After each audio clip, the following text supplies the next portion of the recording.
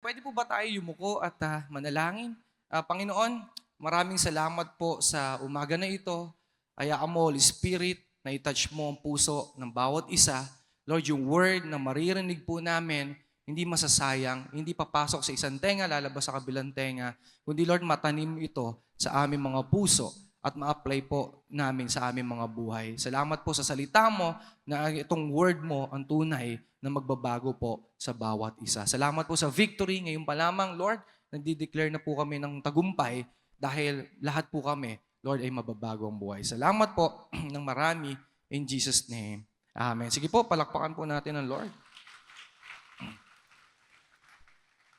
Nung sinabihan po ako ni Pastor na, JP, ikaw muna mag-preach sa Sunday. Wala ako. Napatanong agad ako sa Lord.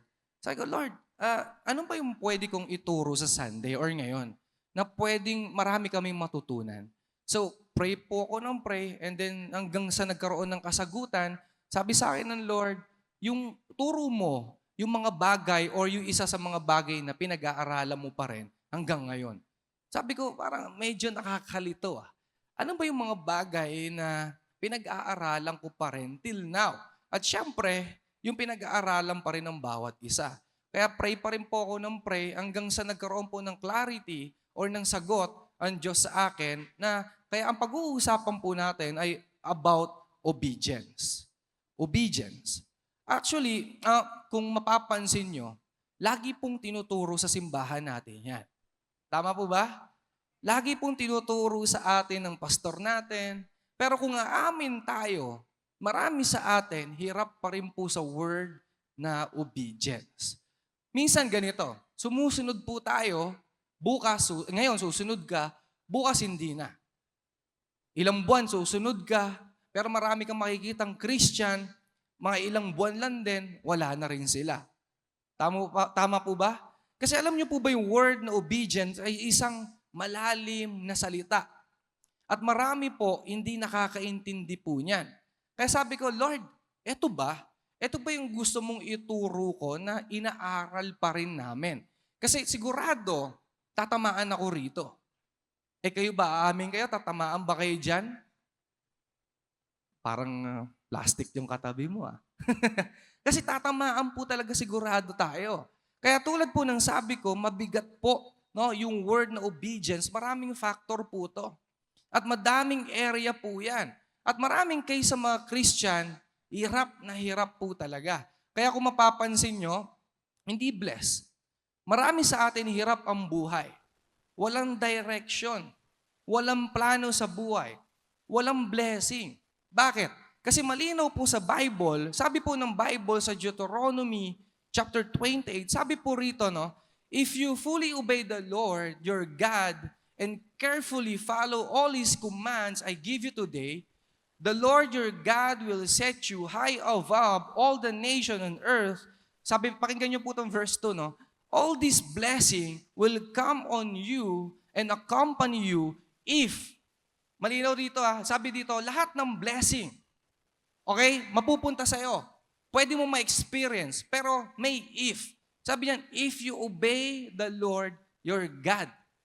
Malinaw? Ang question, bakit marami sa Christian, di ba, hirap ang buhay? Kung babasahin niyo po ang Bible, kung tutuloy-tuloy niyo po yung verse na yan, at kung pag-aaralan niyo pa po ang salita ng Diyos, kung i-compute niyo or bibilangin niyo, 8,000 plus po, no? Yung mga promises ng Lord sa bawat isa. 8,000 po mahigit. Pero bakit marami hirap pang buhay? Alam niyo yung issue dyan? Obedience. Tanong mo katabi mo. Tingnan mo katabi mo muna. Masunuring kaya yan? Masunuring kaya yan? Kaya pala hindi blessed. Hindi dahil nagkataon lang. Hindi yung madalas na sinasabi ng katabi mo, minalas lang. Di ba? Hindi po nagkataon or minalas lang, hindi dahil wala kang trabaho. Hindi dahil wala ka lang pinagkakakitaan. Yung iba isisisi pa sa Diyos. Against sa akin ng Lord. Hindi po totoo yan. Ang main reason kung bakit hindi tayo pinagpala, kasi hindi tayo masunurin. Hindi po talaga tayo masunurin. Ako nga po may kwento ako. Kinuwento ko na to kanina or minsan nakikwento ko na po ito. Kasi sabi ko noon, bakit ang tatay ko blessed naman? Ang nanay ko blessed naman. Ang mga kapatid ko, ang gaganda ng trabaho. Bakit ako puro problema? 'Di ba? Kaya ang buong bibig ko dati, malas ako Parang ganun dati. At ako, sira po ang buhay. Wala pong direction ng buhay ko. And then I realized na hindi pala ako masunurin. Isa po ako sa mga batang pasaway. Isa po ako sa mga batang talagang laging tumatakas sa mga utos, especially sa utos ng Diyos. Isa ako sa mga batang iyon. Kaya may isang story nga po kasi sa buhay ko. Nung umalis po kami ni Pastor, may kakasal po kasi siya. Punta po kami ng Trinoma. Malapit po sa Trinoma. Alis po kami, dalawa lang po kami. Driver po niya ako. And then sabi niya sa akin habang nasa kotse, saglit lang ako magkakasal Hintay mo na ako sa parking. Sabi ko, hindi ako naniniwala. Matagal ka mag-preach o matagal ka magkasal. Sabi ni Pastor, di, saglit lang talaga ako, hintayin mo na ako. Makinig ka. Sabi ko, wag na. Diyan lang naman yung Trinoma, pupunta ako. Sabi ni Pastor, sige, bahala ka. O di, punta po ako ng inatid ko na po siya. Punta ako Trinoma. Tumingin ako sa cinema. Nanood ako ng cinema. Ang palabas pa nun, Hellboy. Hellboy. Ang palabas na Hellboy, kung alam niyo po yung Hellboy na yung kulay pula siya. Di ba? Palabas na Hellboy. And then, nood po ako. Tapos, mga 30 minutes pa lang po ako nasa sinihan. Tumatawag na si Pastor. Tapos na siya. Halos matatapos na. Balik ka rito. Sabi ko, teka, dadayain ko si Pastor. Sabi ko, matatraffic ako, ganyan-ganyan. And then, alam niyo nangyari. Dahil sa isang taong hindi masunurin, lumindol. Lumindol po ng malakas. Nakalimutan ko yung date, basta maaalala niyo po yun. Lumindol ng malakas. Alam niyo yung cinema, nagka-crack yung gilid, wala kaming malabasan, nagpapanik na po yung mga tao. So, alam niyo, based lang po sa kwento ko, sa akin, na-realize ko, kapag mayroong isang hindi masunurin, may nadadamay. May nadadamay talaga. Kaya alam niyo sa pamilya po namin, ako po kasi aminado ko, hindi talaga ako masunurin. Ang tigas ng ulo ko. Ang tagal na panahon. Malamang si Ate Evelyn ang magpapakatotoo niyan. Sasagot yan, oo, totoo. Kasi hindi talaga ako masunurin. Kaya pansin ko, sa bahay, ang gulo. Lagi po kami nag-aaway ng tatay ko, ng nanay ko, kapatid ko, lagi ko inaaway. At damay-damay po talaga. At yun po yung cause or effect ng isang taong hindi masunurin. May madadamay talaga. Kaya kung mapapansin nyo sa bahay nyo, sa office nyo, di ba madalas magulo? Hanapin mo doon yung hindi masunurin. Pero tumingin ka lang sa salamin, makikita mo. Amen? At gusto ko lang po i-connect yung pinag-uusapan natin or yung mga sinasabi ko, gusto ko lang po kumuha ng pag-aaralan po natin sa salita ng Diyos. Siyempre. At alam ko po, itong story na to na babanggitin ko, very common po siya. At sikat na sikat po itong mamang pag-uusapan natin. At kilala niyo po si Jonah? Si Jonah yung kinain po ng malaking leon. May tumawa, may nakakagets. Yung iba, kinain? Hindi, yung kinain po ng malaking isda. Medyo mahaba lang po ito, okay? Pero pipilitin ko pong bawas-bawasan. Bibigyan ko lang po kayo ng konting background kung ano po yung story po ni Jonah. Basahin po natin sa Jonah chapter 1 verses 1 to 5. Sundan lang po natin ito. Sabi po sa verse 1, the Lord gave this message to Jonah, son of Amittai. Sabi po, get up and go to the great city of Nineveh. Announce my judgment against it because I have seen how wicked its people are. Ang Diyos po, may utos po kay Propeta Jonah. Ang sabi po ng Diyos, punta ka ng Nineveh at announce mo doon na magkakaroon ng judgment. Bakit po magkakaroon ng judgment? Kasi po, yung time po, yung mga tao po sa Nineveh ay sobrang talagang ang sasama na po nila. Sobrang sasama na po nila. Sa verse 3, but Jonah got up and went in the opposite direction to get away from the Lord. he went down to the port of Joppa where he found a ship leaving for Tarshish. He bought a ticket and went on board hoping to escape from the Lord by sailing to Tarshish. Ano po nangyari? Nung si Jonah po ay may utos sa kanya ang Diyos, anong ginawa po niya? Instead po na papunta siya na Nineveh, dito po siya pumunta. Opposite side po. Saan po papunta?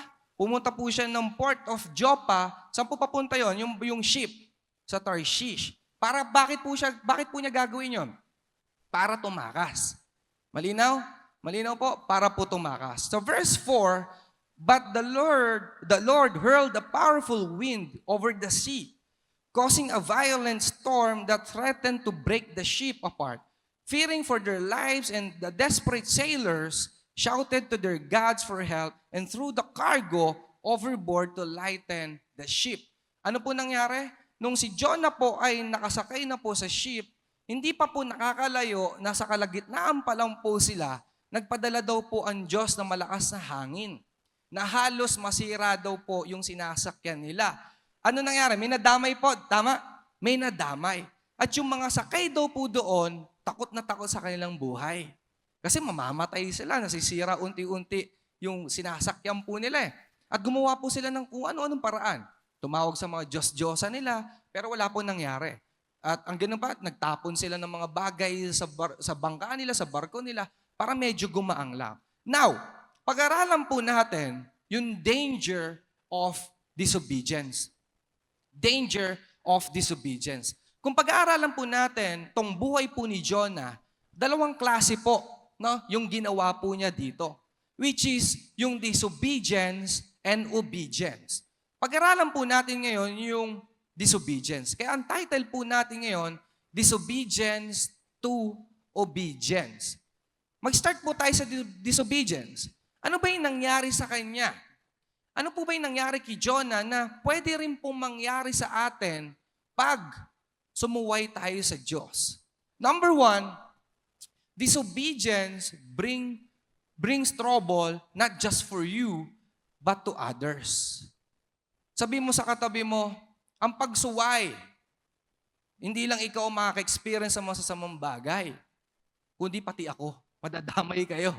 Madadamay po talaga tayo. Sa verse 4, kung babasahin niyo po ulit yung kwento, hindi ko na po uulitin, based po sa story ni Jonah, dahil po sa pagtakas po niya sa utos ng Diyos, may nadamay. Tama po ba? Di ba, nagpadala po ng malakas sa hangin ng Diyos. Tapos, yung mga kasama po ni Jonah, takot na takot po. At isa lang po gusto kong sabihin sa inyo. Alam niyo po ba na ngayon, dahil sa pagsuway mo sa Diyos, may madadamay, pamilya mo, pwedeng madamay. Nang dahil sa paggawa mo ng kasalanan, marami pong madadamay sa paligid mo. Alam niyo po ba na kapag hindi niyo ginawa yung utos ng Diyos sa iyo, marami sa mga nakapaligid sa iyo, kahit hindi nila alam, madadamay po sila. Pwede po natin tawagin yan collateral damage of disobedience. Hindi lang po sa iyo. May madadamay na madadamay talaga sa pag hindi mo pagsunod. Nandiyan pa po ba kayo?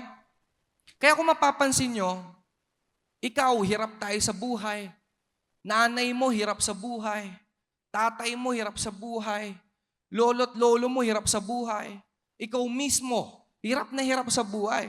Buong pamilya mo, hirap na hirap. Collateral po yan. Damay-damay po yan. Hindi po nagkataon na pinanganak kang mahirap. Sigurado, yung mga lolo't lola natin, yung mga ninuno natin, walang nakinig sa kanila sa Diyos. Yun po ang katotohanan nun. Kaya may madadamay. Damay ka talaga. Tingnan mo yung katabi mo, damay yan. 20 years old pa lang, mukha ng 40 kasi damay eh. Di ba? Kasi alam nyo, magtutuloy-tuloy pa po yan. Ikaw mismo na alam mo sa sarili mo na hindi ka masunurin, sabi ng Bible, hindi ko po kayo tinatakot, marami madadamay sa pagsuway mo. Siguro iba sa atin, akala nyo, matatakasan nyo ang Diyos. Hindi po. Hindi nyo matatakasan ng Diyos. Kasi tulad po ni Jonah, akala niya, matatakasan niya ang Diyos kasi ang sarap pa ng tulog niya eh. Nung tumakas po siya, nasa ship na po siya, sarap ng tulog niya. Di ba? At ganun ang marami sa atin. Sabihin sa iyo ng Diyos, mag-preach ka, mag-alaga ka. Ikaw, anong ginagawa mo? Ang sarap ng tulog. Ang sarap ng tulog. Kung hindi ka nga lang ginising ngayon, ang sarap ng tulog mo ngayon eh. Tama? Sino dito pinilit? Liars go to church. Pero gusto ko lang po sabihin sa inyo, ang gulo ng bansa. Ang gulo ng nabotas. Kung titingin kayo sa mga iskinita nyo, sobrang gulo. Ang gulo po, pamilya mo ang gulo. Why? Kasi marami po sa atin, si Jonah, tumatakas sa assignment. Kaya alam niyo, nakakalungkot. Ang Pilipinas, ang nabotas, ang pamilya natin, yung school, di ba? Sa office mo, palala ng palala po. Yung nangyayari po sa Bible, yung panahon po ni Jonah, mas matindi po ang nangyayari sa panahon natin. Judgment na lang po talagang inaantay. Kaya huwag kang tumakas sa assignment mo. Kasi alam mo, kahit anong takas mo, eto po sigurado ko, kahit anong takas mo sa assignment mo sa Diyos, mas mabilis po ang Panginoon sa iyo. Mas mabilis talaga siya. Hindi lang ikaw, tandaan nyo, hindi lang ikaw ang makaka-experience, o hindi lang ikaw ang magiging maka-apektuhan, kundi lahat ng mga nasa paligid mo, may experience nila yung hindi magagandang bagay. Kahit sabihin natin na wala silang alam. Wala silang alam. Kasi kung babasahin nyo at aaralin nyo, walang alam yung nangyayari doon po sa ship ni Jonah. Walang alam yung mga tao doon. Even your family, friends, wala silang alam. Pero dahil sa pagsuway mo, pwede silang maka-experience sa katakot-takot na bagyo. Ikaw mismo, ikaw din, makaka-experience ka ng bagyo kapag ikaw ay hindi nakinig. Kaya sabi mo sa katabi mo, huwag kang tumakas. Sabi mo, huwag kang tumakas, Brad. Ngayon, alam mo na. Sabi mo sa sarili mo, alam ko na. Alam ko na. Magsalita naman kayo para hindi mapanis laway nyo. Sabi nyo nga, alam ko na. Yun, masunurin pala ang dulos. Number 2, danger of disobedience. Number 2, disobedience leads to separation from God's presence. Alam niyo, habang inaaral ko to, dito ako nag-focus. Kasi talagang sapul na sapul po ako sa topic na ito. Itong number 2 na to. Kasi sa Jonah chapter 1, verse 3, ano po nangyari dyan? Pwede ba natin na? But Jonah ran away from the Lord headed for Tarshish. Hindi po siya tumakbo lang sa utos ng Diyos. Ano nangyari? Umalis po siya sa presensya ng Diyos. At alam niyo po ba na instead na dito siya pumunta, opposite side po yung pinuntahan niya. At nung panahon po ni Jonah, that time, sobrang layo po ng Tarshish. Sobrang layo po. Siguro, hindi po ako sigurado or eksakto, no? Siguro mula rito hanggang Japan.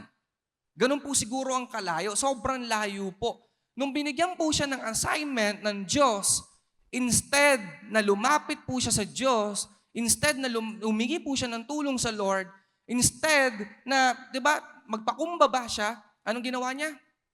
Umalis po siya. Akala po niya, matatakbuhan niya ang Diyos. Akala niyo po ba, may tanong ako sa inyo, akala niyo po ba na kapag tumatakas tayo sa assignment mo sa Panginoon, napapadali buhay mo? Hindi. Akala mo ba na kapag tumatanggi ka sa pinapagawa ng Lord sa'yo, napapasarap ang buhay mo, gumagaang ang trabaho mo? Hindi po. Hindi kayo napapahinga dyan. Alam nyo, lalo sa mga Christian, ito case ng Christian, no?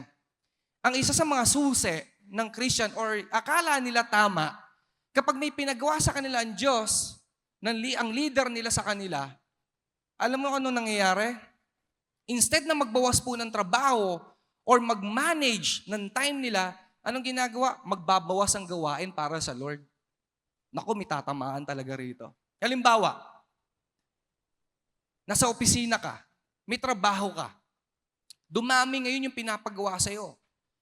Ang Christian, ang gagawin niya, instead na magbawas ng load sa trabaho, instead na i-manage niya yung time niya para magawa niya rin yung pinapagawa ng Lord, anong ginagawa? Babawasan niya yung ginagawa sa Diyos. Estudyante na busy sa school, hindi na magsi-cell group yan. Hindi na. Tama po ba? May bagong opportunity. Aalis sa cell group. Aalis sa cell group. Na busy sa trabaho. Hindi na magdi-disciple. Hindi na magsisimba. Yun po yung way ng marami sa atin.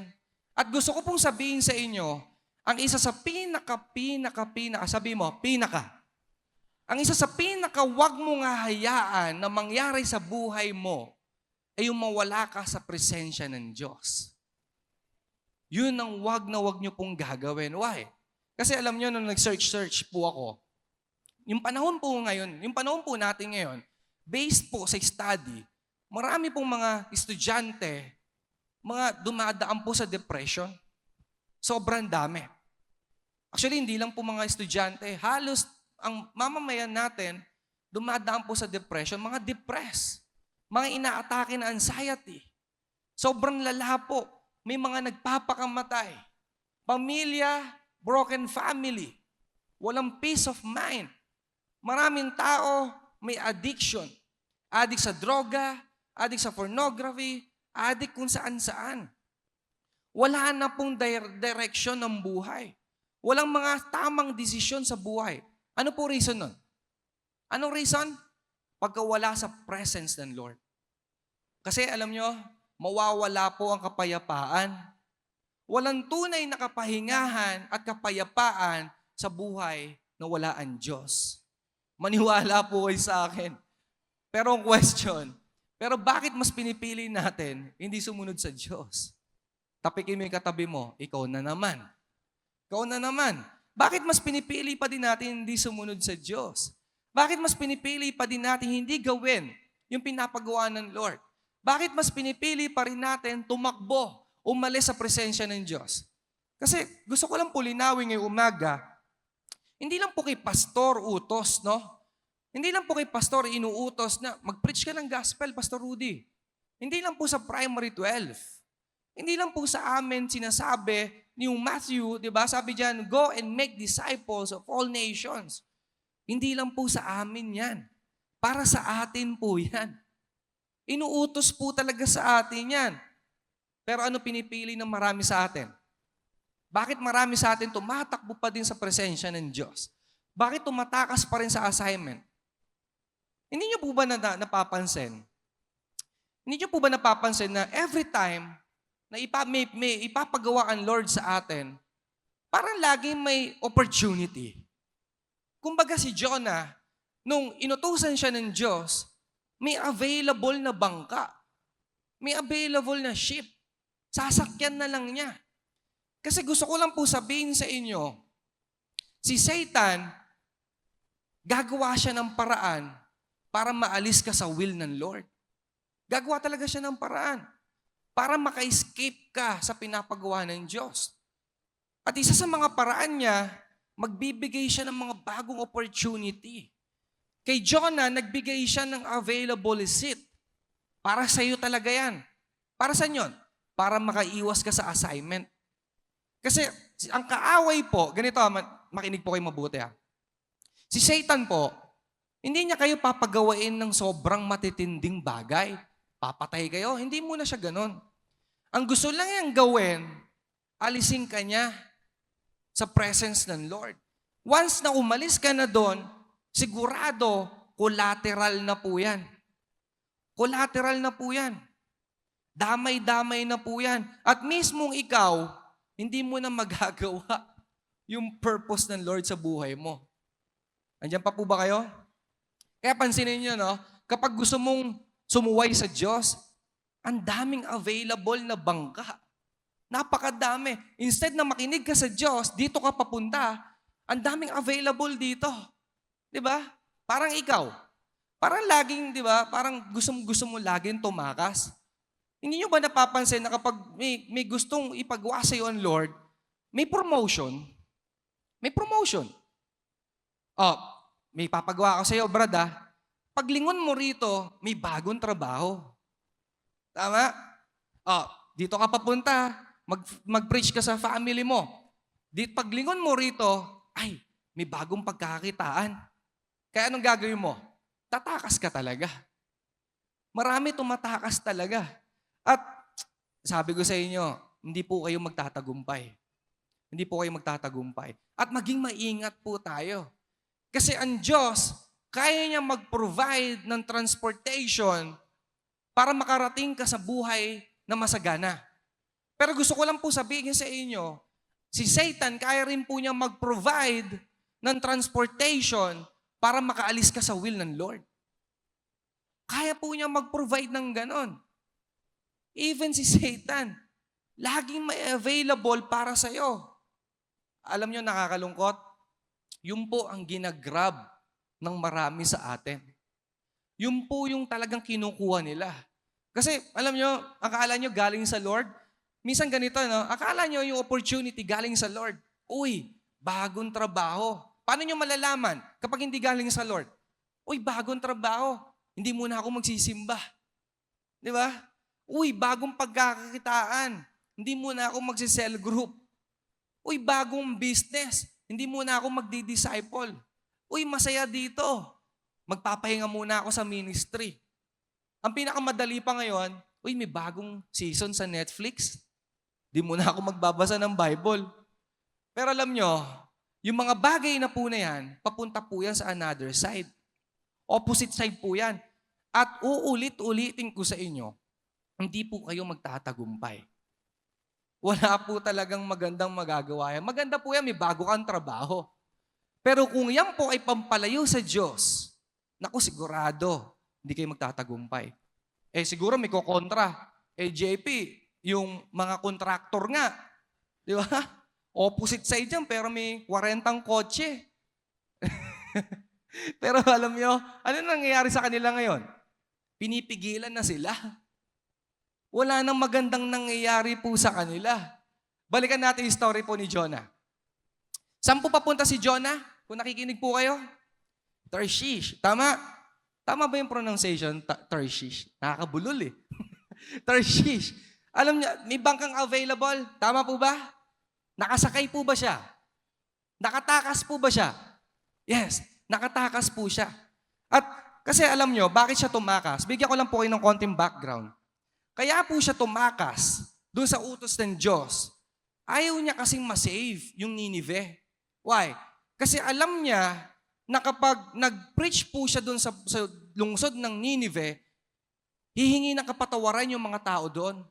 At alam po ni Jonah na ang Diyos po ay sobrang bait. Papatawarin po niya yung lungsod na yon.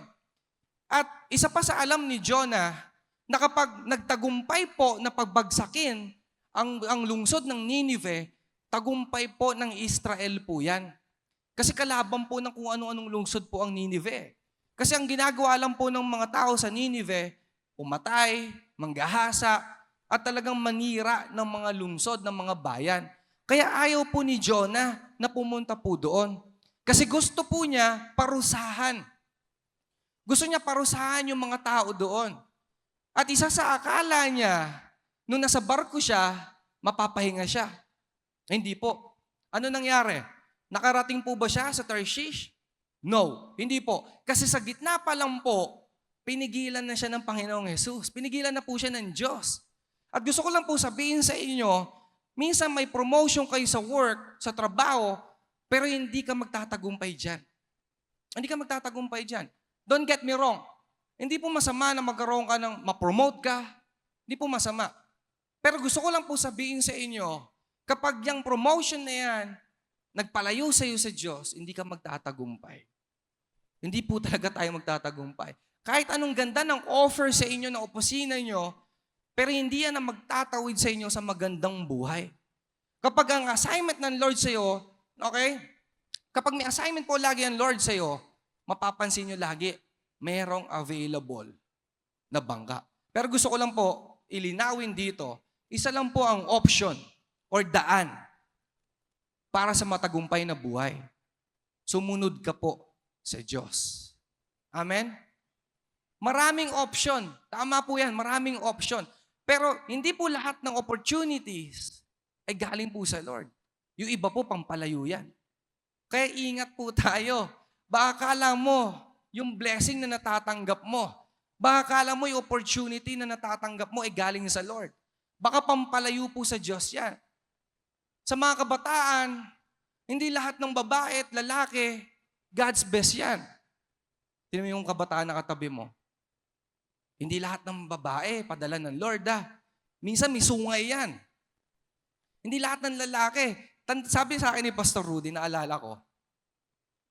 Sabi ni Pastor Rudy sa akin, meron kasi siyang kausap. Nakikinig ako. Sabi ni Pastor Rudy, minsan ang mga lalaki, sa church, minsan nasa church pa nga nakatago lang sungay niyan. Minsan gagamitin lang niya yung salita ng Diyos para, di ba, pa-inlovin ka. Kasi gawain ko po dati yun Natuto po ako mambasa ng Bible para lang ipagyabang ko sa mga nililigawan ko na magaling ako sa Bible. Kaya sabi ko, ulitin ko sa inyo, hindi lahat ng magagandang bagay na nare-receive nyo, lalaki, babae, trabaho, malaking sahod, galing sa Diyos. Baka po pampalayo yan. Baka dito po yan. Hindi po papunta ng Ninive yan. Kaso ang problema ng mga Christian, ano pinipili natin? Mag-disobey. Sumuway. Akala nila mas okay. Kasi kung titignan nyo naman, mas okay naman po talaga, malaki ang sahod Tama? Pero ang nagsasuffer doon, yung obedience. Obedient ka ba sa Diyos? Tingnan mo yung katabi mo, mukhang tunaw na yan. Tingnan mo, mukhang tunaw na yan. Akala kasi na marami sa atin, okay Akala na marami sa atin, okay. Alam nyo, mas lalong lumalala ang problema or lalong mas tumitindi ang problema kapag tumakas po tayo sa Diyos. Alam niyo po ba yon? Mas lalong titindi. Basahin po natin yung scripture. Sabi po ng Bible, doon po sa pagtakas po ni Jonah, yung sasakay na po siya ng ship. Pwede ba natin ilabas dyan? Sabi po dyan, yan, yung pangatlo, verse 3. Verse 2. Verse 2. Yan. Sabi po dyan, hindi yan. Sabi po dito, kasi kung babasahin niyo po yung scripture, bumili po siya ng ticket. Nandiyan ba yan? Ayan. Sabi po dyan, but Jonah got up and went in the opposite direction to get away from the Lord. He went down to the port of Joppa where he found a ship leaving for Tarshish. Ano po nangyari? Bumili pa siya ng ticket. Tama? Gusto ko lang po explain to. Napakasimple. Kasi hindi nyo mapapansin to Ang pagtakas mo sa Diyos, gagastos ka. Gagastos ka talaga. Sa Lord, baliktad. Kapag sumunod ka sa Diyos, ano kapalit nun? Reward. Reward talaga. Pag sumunod ka sa Panginoon, nag-preach ka, may blessing na hahabol sa'yo. Pero pag tumakas ka sa Diyos, ano kapalit niyan? Gagastos ka pa. Yung panahon pa po nun, ang layo po ng Tarshish. Hiluhin ako Susunod na lang ako sa Diyos. Hiluhin ako, hindi ako ubra. At bukod doon, wala akong pera. Wala akong pambili ng ticket. Pero gusto ko lang po sabihin sa inyo, sa Diyos baliktad. May blessing kapag sumunod ka. Although minsan, gagastos ka pa minsan-minsan sa Diyos para sa kaharian niya. Pero ang kapalit po nun, blessing talaga. Na-experience nyo na po ba yun? Sumunod ka pero blessing ang humahabol sa'yo? Tama? Pero pag tumakas ka sa Diyos, ano nangyayari sa buhay ng marami? Hirap na hirap talaga. Why? Kasi mali ang pagtakas. Akala mo okay, pero gagastos ka. Gagastos ka talaga. Kaya ang hirap kalaban ng Diyos. Kasi si Satan, ang dali kalaban yan. Pagkalaban mo si Satan, saan ka hingi tulong? Sa Diyos. Kapag kalaban mo ang Diyos, saan ka hingi tulong? Sa katabi mo? Hindi ubra yan. Hirap na nga rin yan Di ba? Gusto ko lang sabihin sa inyo, huwag nyo nang subukan. Sabi mo sa katabi mo, huwag mo nang subukan tumakas. Sabi nga ni Duterte, mapapahamak ka lang. Mapapahamak ka lang. Siyempre, usad po tayo. Kung meron po tayong danger of disobedience, kaya ang title po natin, Disobedience to Obedience. Pag-usapan po natin yung blessings of obedience. Siyempre, ayoko naman po ng parang lagi kayong pinapatamaan. Di ba? Ang sakit-sakit na eh. Pag-usapan po natin yung blessing. Ano ba yung nangyari po sa buhay ni Jonah? Ano po ba yung blessing?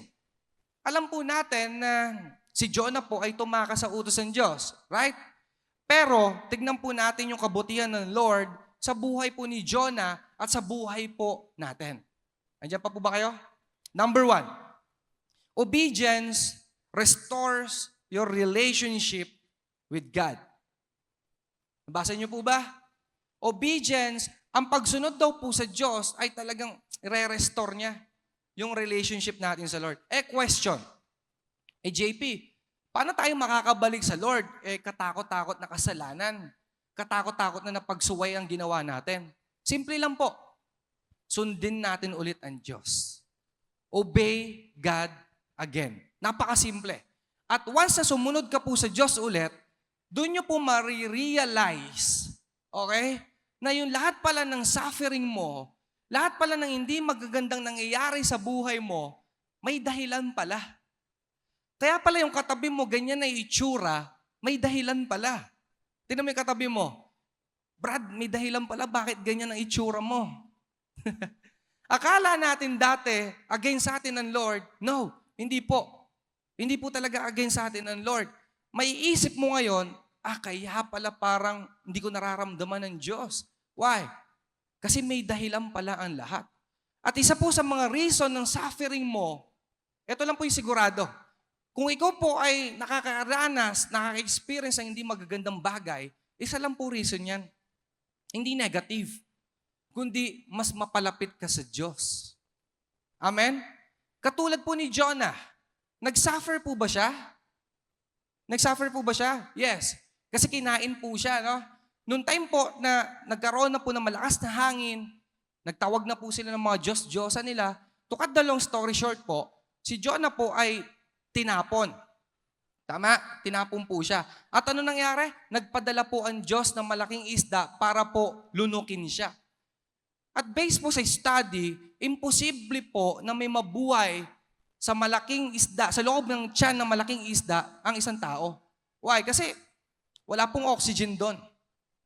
Bukod doon, meron ang isda, ang mga malaking isda, wala pong binanggit na pangalan or anong isda, pero ang malaking isda po, meron po silang digestive acid. Tutunawin po talaga niya yung balat mo, diba? Yung buto mo, tutunawin po niya. At bukod doon, madilim at masikip po talaga, mamamatay ka. Kaya imposible po na may mabuhay po sa loob ng tiyan ng isda. Ano po pinapakita ng Lord doon? Bakit ko po sinasabi to? Ano po nangyari doon? Himala po talaga. Yung mga imposibleng bagay para sa inyo, posible po sa Diyos. Amen? Malinaw na malinaw yung survival po ni Jonah ay walang natural explanation. Walang scientific explanation po doon. Ang mapapaliwanag mo lang doon, makapangyarihan po ang Diyos. Amen po ba? At alam nyo, isa po sa mga nakaka-amaze sa Lord, ito po yung bukod po sa kwento ko, sa mga sinabi ko, isa po sa nakaka-amaze sa Lord, kahit sa pagsuway mo, dahil mahal tayo ng Diyos, yung tipong hindi ka deserving, yung tipong ang daming beses mo nang tumakas, pero gagawa pa rin ang Diyos ng mga imposibleng bagay para makabalik ka sa Kanya. That's love. Pwede po ba natin palakpakan ng Lord? Imagine, tumakas si Jonah. Ikaw, ilang beses ka nang tumatakas, ilang beses mo nang hindi pinapansin yung mga pinapagawa ng Lord sa atin, bakit nandito ka? Tanong mo katabi mo, bakit nandito ka? Bakit nga ba nandito ka? Kasi alam nyo, isa lang sagot dyan. Si mahal ka pa ng Diyos. Nakakapakinig ka pa ng salita niya. At minsan, dadaanin ka ng Diyos sa pagsubok, pero hindi nawawala yung love ng Lord sa bawat isa. Amen? Kasi sabi po ng Jonah chapter 2 verse 1, from the inside from inside the fish, Jonah prayed to the Lord his God. Alam nyo, nagsasuffer po si Jonah. Pero yan po, yung isa, yung suffering mo, yung situation mo na sobrang hirap, yan po yung magpupush sa atin para mas mapalapit ka sa Lord. Huwag mo i-take yan as negative. Huwag mo i-take yan na, wala nang pag-asa. Palitan mo yan. Kung hirap ka sa buhay, baliktarin mo ang mindset mo. Mas lumapit ka sa Diyos. Yung kung ikaw po ay nasa loob ng tiyan ng isda, nasa malalim na sitwasyon ka na, sobrang dilim na po ng buhay mo, tingin mo wala ka ng pag-asa, tingin mo wala ng paraan, hindi naggagaling yung sakit mo, tingin mo kung ikaw ay may utang, tingin mo wala ng pambayad, tingin mo dead end na, alam nyo, think about this. Ang Diyos, kapag nakita niya na meron ka pang konti ng pananampalataya sa Kanya, kahit anong sitwasyon mo, aalisin ka niya dyan. Amen? Palakpakan po natin ulit ang Lord. Kahit parang hopeless na, kapag nakita ng Diyos na may konti kang pananampalataya, isa-save ka niya talaga. Gagawa siya ng mga himala sa buhay mo. Paano ko po nasabi? Balik po tayo sa scripture. Sabi po ng Jonah, chapter 2, verses 1 to 2. Alam niyo, abang binabasa ko po ito, hindi nawawala, talagang kinikilabutan ako. Amazed na amazed po ako sa Lord habang binabasa ko po ito. Siguro kung madadaanan nyo to, parang wala lang.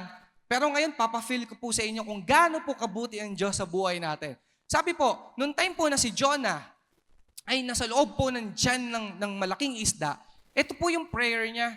Sabi niya, in my distress, I called to the Lord. Alam niyo ang maganda rito, yung sinabi ni Jonah, and He answered. Kahit po tayo, kahit samang lupalop kayo na saan, kahit sobrang dilim na ng sitwasyon nyo, sumasagot pa rin po ang Diyos. Sabi po dyan, from deep in the realm of the dead, I called for help, and you listen to my cry. Wow! Grabe! Alam nyo, kikilabutan ako dahil sobrang powerful po ng message ng Diyos. Dahil imagine, sumuway ka. Sino aamin dito na sumuway ka rin naman? Tama? Sino aamin dito na tumakas ka rin naman? Lalos lahat naman po tayo. Halos lahat tayo umalis sa presensya ng Lord. Pero gusto ko lang po sabihin, kahit malalim ka na sa problema, parang dead end na, hindi ka iiwan ng Diyos. Sumasagot pa din po siya. Amen? Palapakan po natin ulit ang Lord. Didisiplinahin ka ng Diyos, pero never kanyang i-deny. Amen. Kaya sumunod po ulit tayo sa Diyos. Sigurado, ire-restore ng Lord yung relationship mo sa Kanya. Kung iisipin natin, oo nga no, wala nang pag-asa si Jonah. Oo nga no, wala na tayong pag-asa. Pero lagi nyo lang pong kakapitan na ang Diyos, tutulungan ka sa lahat ng bagay. Amen? Number 2. Punta po tayo sa number 2. Dalawa na lang po ito. Ito po yung blessings ng pagsumunod ka sa Diyos. Number 2, obedience fulfills God's purpose in your life. Again, obedience fulfills God's purpose in your life. Siyempre, alam naman po natin sa Jonah chapter 3, verse 3, sabi po dyan, Jonah obeyed the word of the Lord and went to Nineveh. Gumawa po ng himala ang Diyos. After 3 days and 3 nights, niluwa po siya ng malaking isda. Nakabalik po si Jonah sa mission po niya. At nagamit po ng Diyos para sa kanyang plano. At kapag obedient po tayo, kapag sumusunod po tayo sa Diyos, natutupad po ang tunay na layunin ng Diyos sa buhay natin. Yun po ang katotohanan. Yung original design niya for you, ire-restore niya. Sumuway ka, wala pong pakialam ang Diyos dyan. Kapag sumunod ka ulit sa Kanya, ibabalik ka niya ulit sa original design mo. Kaya tingnan mo yung katabi mo, yung itsura niya kanina, tingnan mo, na back to original na yan. Tingnan mo. Parang fresh na ulit, tama? Kasi susunod na yan. Sabi mo, susunod ka na ba? Kasi yung po talaga ang blessing kapag sumunod ka. Yung tingin mo, pasaway ka noon, sumusuway ka ngayon, pero kapag sumunod ka sa Diyos ngayon, re-restore niya. Kung may magandang plano ka sa buhay mo, kung may magandang plano ang tatay at nanay mo sa'yo, kung may magandang plano ang boss mo sa'yo, isa lang po ang sigurado, mas maganda ang plano ng Diyos sa buhay natin. Siguradong sigurado po yan. Sige po, palakpakan natin ang Lord. At yung tingin mong wala ng purpose ang buhay mo, huwag kang maniwala.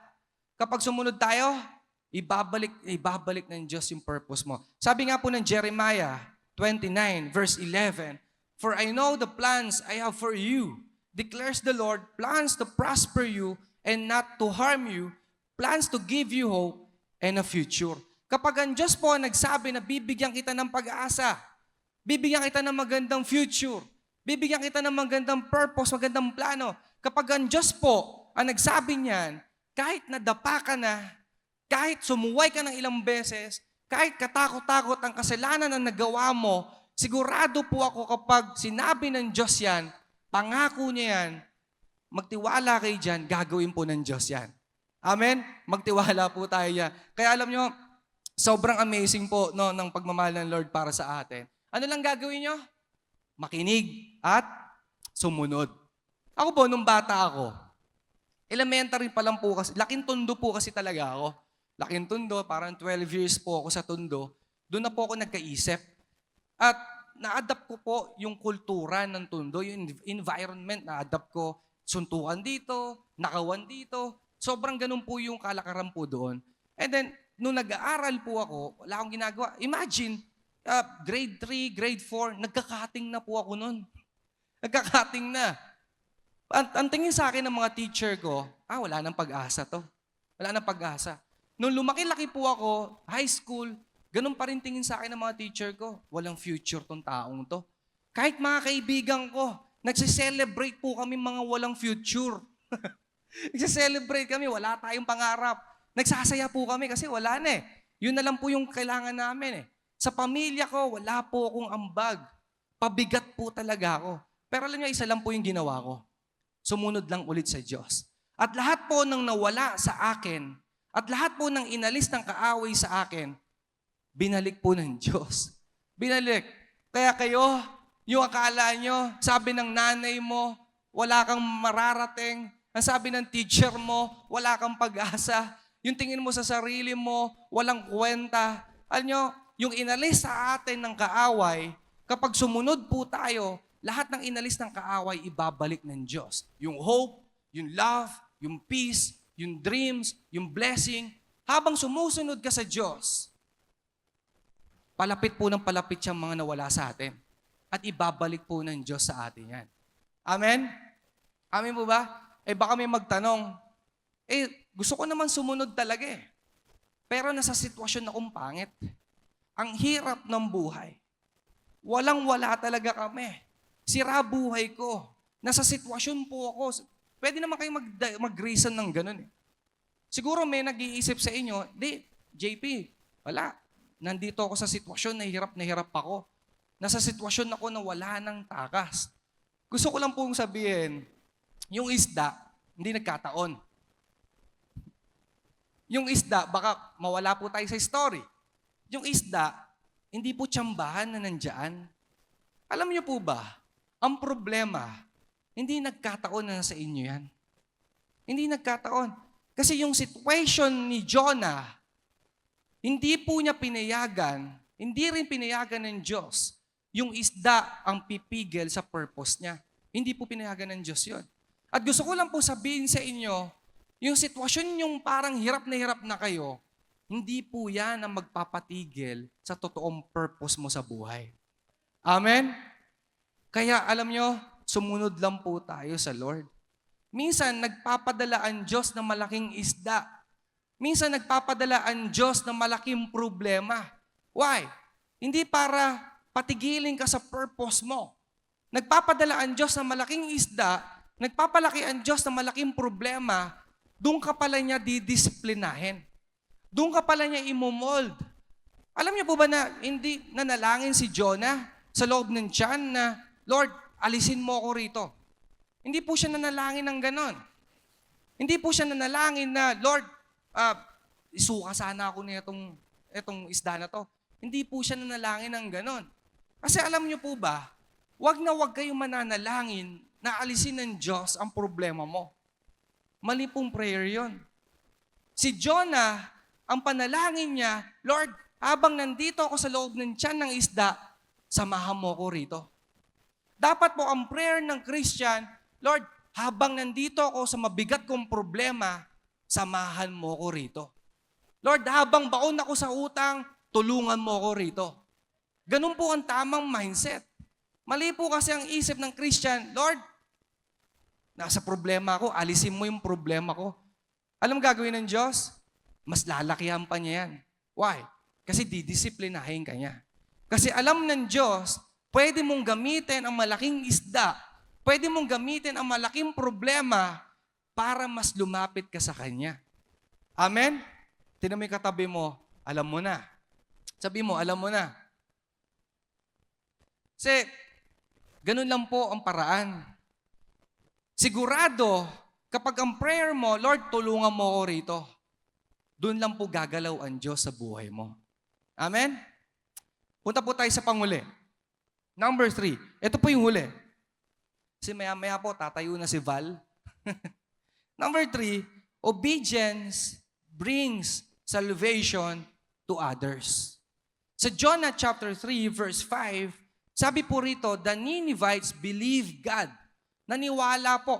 Nung si Jonah po ay nakinig, sumunod sa Diyos, pumunta na po siya ng Nineveh. Nag-preach po siya doon. Alam niyo po na nangyari? Lahat po ng tao sa Nineveh naniwala sa Diyos. At sabi po dyan, they declared a fast and all of them put on sackcloth. Ang nangyari po that time, nung nag-preach po si Jonah, nagsisi po ang mga tao. Nagsisi po sila. Nagsisi. Alam niyo, kung aaralin niyo po yung buhay ni Jonah, sobrang complicated po ng life niya. Imagine, utusan ka ng Lord sa lugar na maraming masasamang tao. Imagine, utusan ka ng Diyos sa lugar na wala ng pag-asa. Imagine, utusan ka ng Lord sa pamilya mo na hindi naniniwala sa iyo. Imagine, utusan ka ng Lord sa opisina mo, di ba? Na yung mga hindi naniniwala sa Diyos. Mga nagnanakaw. Imagine, mga estudyante, utusan ka ng Diyos sa school na mag-preach ka ng gospel, i-share mo ang word of God. Ang hirap po talaga. Kaya anong ginagawa po natin? Tumatakas. Nahihiya. Natatakot. At ang pinaka-nakakalungkot na pakiramdam kapag merong inutos sa atin ng Diyos, selfish tayo. Selfish tayo katulad ni Jonah. Ayaw niyang maligtas yung mga tao sa Nineveh. Kaya nung gagawin mo, tatakas ka na lang. Kaya kung mapapansin nyo, sobrang gulo po ng paligid natin. Sobrang gulo. Why? Kasi marami sa atin, si Jonah, tumakas na. At gusto ko lang po sabihin sa inyo, ang Diyos, gumagalaw naman po talaga siya. Naniniwala po ba kayo na gumagalaw ang Diyos? Gumagalaw po talaga siya. Pero bakit hindi mo maramdaman? Bakit sa pamilya natin, hindi natin maramdaman na gumagalaw ang Diyos? Walang nababago. Hirap ang buhay. Bakit sa school, hindi natin maramdaman na gumagalaw ang Diyos? Bakit sa opisina mo, hindi mo maramdaman na gumagalaw ang Diyos sa opisina mo? Sa kaibigan. Why? Sa lugar nyo, sa Navotas, sa bansang Pilipinas, bakit hindi natin maramdaman ang paggalaw ng Diyos? Alam niyo kung bakit? Kasi ang Diyos, nag-aantay lang ng pagsunod natin. Hindi po pwedeng gumalaw ang Diyos na walang nananalangin. Hindi po pwedeng gumalaw ang Diyos na walang nakikinig sa Kanya. Andiyan pa po ba kayo? Kasi kung gusto niyo maka-experience ng malaking impact sa city, sa family mo. Kasi minsan ganito, yung simpleng mensahe ng Diyos, magkaka-impact lang po yan. Alam niyo kung ano kailangan? sa pagsunod mo. Sa pagsunod po natin. Yun po ang kulang. Magkakaroon lang po ng impact yan sa pamamagitan natin. Kaya tingnan mo yung katabi mo ulit, huli na. Tingnan mo, ikaw ang gagamitin. Ikaw ang gagamitin. Sino ba gagamitin ng Lord? Aso ko? Yung mga pusa ni pastor? Hindi. Actually, alam nyo, yung mga pusa ni pastor, mas born again pa sa inyo yun. Kasi pag nagpipray si pastor, lagi na sa rooftop eh. Pag nagpa-practice si pastor ng preaching, ang nakikinig yung mga pusa eh. Oh, kaya, alam niyo yung mga pusa namin sa rooftop, padami ng padami, nagdi-disciple. Di-disciple, nag-start lang po sa 2 yan eh. Naging 22. Oh, nagdi-disciple. Bakit? Mas masunurin pa ang pusa kaysa sa'yo. Tingnan mo yung katabi mo, mas masunurin pa sa'yo pusa, boy. Sabi mo. Kasi, imagine niyo, kung hindi sumunod si Jonah, ano mangyayari sa Nineveh? Gugunawin talaga ng Diyos. Gugunawin talaga ng Diyos. Eto isipin nyo, baka dito matauhan kayo. Imagine niyo, ikaw mismo, ako mismo, kapag tumakas ako sa assignment ng Diyos at pumunta ako rito, paano pamilya nyo? Tama? Paano pamilya natin? Sigurado ako marami rito, mag-isa ka lang nagsisimba. Pamilya mo hindi nagsisimba. Tatay at nanay mo hindi nagsisimba. Asawa mo hindi nagsisimba. Paano yan? Guys, dulos. Paano yan kapag tumakas ka sa assignment mo? Paano sila? Matutuwa ba tayo na tayo ay kasama natin ng Diyos, nagsiselebrate, pero ang pamilya mo nagsasuffer? Matutuwa ka ba dun? Hindi, wag. Wag po tayong matuwa sa ganon. Kaya kung titignan nyo, pamilya natin, broken family, tingin kayo sa paligid nyo, mga bata, ang daming addiction, addict sa drugs, di ba? 16 years old, may pamilya na. Tignan nyo yung paligid, dulos. Kapag nakita nyo yung paligid, nakita nyo kung gaano nagsasuffer ang Pilipinas, nakikita nyo kung ano nangyayari sa bansa natin, nakawan dito, patayan dito, pamilya mo damay, lubog sa baha. Di ba? Wala na nangyayaring maganda. Sipin nyo kapag walang nag-share ng gospel sa kanila, saan sila mapupunta? Mahihirapan talaga sila. Makaka-experience sila ng mga hindi magagandang bagay. Kaya kung naririnig ko yung word na to, susunod na ako. Amen? Susunod na ako. Sabihin mo sa sarili mo, pwede mo bang sabihin, susunod na ako. Susunod na ako sa Diyos. Pwede ba natin laksan, susunod na ako sa Diyos? Kasi because of your obedience, other people can experience salvation. Because of your obedience, other people can experience healing, blessing, and everything. May experience po nila yan.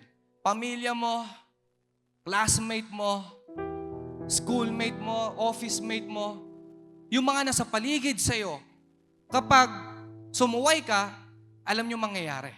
Pero kapag nakinig ka sa Diyos, makaka-experience sila ng magagandang bagay na galing po sa Lord. Alam nyo, your yes to God will bring salvation to your family and to everyone. Yung tatlong letra na yes, may pinagawa sa'yo, yes, Lord. Alam nyo, ang laking impact po nun. Napakalaking impact. Imagine niyo lahat tayo rito, mag-yes sa assignment ng Lord. Yung isang tao lang, ang daming nawiwin eh. Actually, yung kapatid ko nga po, si Ellie, almost 150 po yung alaga niya, yung disciple niya. Imagine, mag-isa pa lang siya. What if, buong dulos, mag-yes. Mag-yes sa Lord. Yes, Lord, gagawin ko to. Alam niyo, nakakatawa, malamang ang Pilipinas, angatan talaga ang Singapore, angatan ng Hong Kong. Ang pamilya mo, hindi nalubog sa bahayan. Kasi bakit? Ibe-bless ng Lord yan. At sigurado ako, sa huling araw, kasama mo yan. Kasama mo yan sa paraiso. Amen? Excited po ba kayo doon? Pwede po ba tayong tumayo?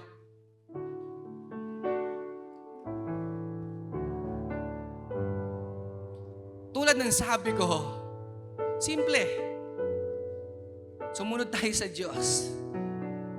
At yung mga na-experience mo ngayon, papahintuin ng Diyos yan. Baon ka sa utang, luong ka sa bisyo, hirap ang buhay. Say yes. Lord, susunod ako sa'yo. Sigurado ako. Sigurado. Alam niyo si Pastor Rudy, sila po ni Pastora, sobrang, yung testimony po nila, hanggang ngayon, malinaw na malinaw sa akin. Walang kapera-pera sila. Wala silang kapera-pera. Actually, ako, nagtatapon po ako ng basura nung bata po ako.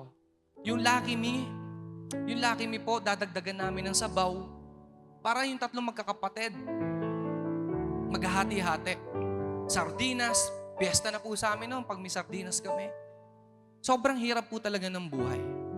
At isa sa mga nakita ko, no, na bakit kami pinagpala, bakit sila pinagpala? Nag-yes sila sa Lord. Na instead, natakasan nila yung assignment. Instead, pumunta sila sa opposite side. Nag-yes sila sa Lord. Kaya ano nangyari? Ay, grabe. Katakot-takot na blessing talaga. Kami magkakapatid, sobrang blessed. Hindi po ako anak ng kontraktor, anak ako ng pastor. Anak po ako ng pastor. Mas masaya pong mag-serve. Mas masarap pong makinig sa Diyos. At maganda po, ginagawa po natin ang assignment ng Lord. Pero siyempre, itong umaga, ang bida, di ba? Si Jonah. Siguro kung mababasa niyo ang bida, si Jonah, nag-disobey, and then nag-obey. Pero hindi ko aalisin na kailangan nating ibida rito ang Panginoon Diyos talaga. Ang Diyos talaga. Yun ang ibibida natin. Why? Sa paanong paraan? Kung babasahin niyo po yung kwento ni Jonah, hindi siya ang bida doon. Alam niyo kung sino bida? Ang Diyos. Bakit? Kasi ang Diyos ay maawain. Maawain. Naawa siya sa Nineveh. Alam niyo, ang Diyos ay nag-aantay talaga sa atin. Bakit? Nag-antay siya kay Jonah. At ang Diyos, punong-puno siya talaga ng compassion. Punong-puno talaga. At bukod doon, ang gustong-gusto kong sabihin po sa inyo, ang Diyos ay mahal na mahal tayo. Yun po ang sigurado dyan. Kahit anong klaseng tao ka, kahit ilang beses ka nang tumakas, kahit ilang beses ka nang sumuway, kahit anong tindi ng nagawa mong kasalanan, ang Diyos ay laging handang magpatawad sa mga taong tunay na may pagsisisi. Yun po ang Diyos natin. Palakpakan po natin. Wala ka ng ibang gagawin. Sumunod ka na lang sa Diyos. Huwag mo nang kalabanin yung utos ng Lord. Huwag ka nang pumiglas. Gawin mo na ang pinapagawa ng Lord. Sigurado ako, yung matagal mo nang na-experience na hirap ng buhay, pag sumunod ka sa Diyos, siguro, minsan-minsan, makaka-experience ka ng mahirap, pero kasama mo ang Diyos dyan. Kaya ngayon, may umaga po na ito, gusto kong magpasalamat at humingi tayo ng kapatawaran sa Lord. Na sigurado naman ako, hindi lang ako yung once na tumakas. Hindi lang ako. Sigurado pati kayo. Baka ngayon, may tinakasan kayo. Tama? Humingi tayo ng kapatawaran sa Lord. At magsabi tayo, Lord, susunod na ako sa'yo. Susunod na ako. Kasi yun po ang susi sa matagumpay na buhay. Amen? Sige po, manalangin tayo. Kahit po ikaw mismo, huwag ka maya sa katabi mo. Kasi ikaw naman yan eh. Ikaw yung gumawa ng mali. Ikaw yung gumawa ng pagtakas. Pero walang pakian Diyos dyan. Ang paki ng Lord, kung paano ka magsisisi ngayong umaga. Panginoon, maraming salamat po sa Word. Salamat po dahil Holy Spirit, Ikaw po ang nag-touch ng aming mga puso. Salamat Lord dahil yung mga salita na narinig po namin ay walang nasayang, kundi natanim po sa aming puso. Panginoon, una sa lahat, forgive us. Kung kami po ay tumakas, sumuway, gumawa ng mga maling bagay, Lord, forgive us. Kaya kung nakaka-experience kami ng mga maling bagay, hirap ang sitwasyon, baon sa utang, ang pamilya ko malungkot, broken family, ang school, Lord, ang mga classmate ko, hirap na hirap din sa buhay. Lord, patawarin mo ako. Na-realize namin na kaya naka-experience po ng mga kapatid namin ito, ng pamilya namin ito, dahil sa pagsuway po namin. Kaya right now, Lord, sinusuko namin ang buhay namin. Pwede po ba itaas natin ang kamay natin? Lord, sinusuko po namin ang buhay namin. Ito pong mga nakataas ang kamay, ito po yung sign na nagsusurrender po sila. Ito po yung sign, Lord, na lumalapit kami sa iyo. Ito po yung sign, Lord, na magpapagamit kami sa iyo. Ito po yung sign, Panginoon, na mula ngayon, lalapit na kami, makikinig na kami, at gagawin na po namin, Lord, yung pinapagawa mo po sa amin. Salamat sa pagmamahal mo, Lord. Dahil sa pagmamahal mo, kaya kami nandito. Dahil sa pagmamahal mo, kaya kami makakaalis sa sitwasyon na hindi maganda. Dahil sa pagmamahal mo, Panginoon, kaya po kami gagalaw at kikilos, Panginoon. Salamat po ng marami. In Jesus' name, Amen.